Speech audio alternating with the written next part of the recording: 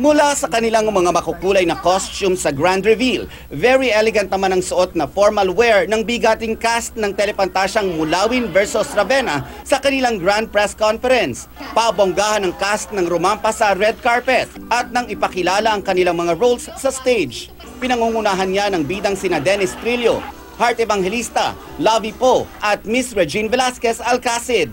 Naroon din sina Miguel Tan Felix, Bianca Umali, Derek Monasterio, Bea Binene at Kiko Estrada.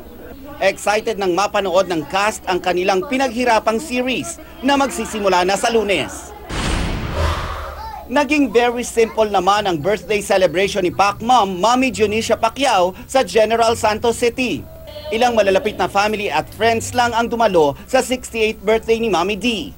Present ang kanyang mga anak pati na ang boyfriend na si Michael. Di naman nakadalo sa party ang fighting senator na si Manny Pacquiao.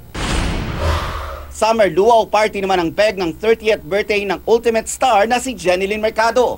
Present sa celebration ng kanyang anak na si Alex Jazz at boyfriend na si Dennis Trillo.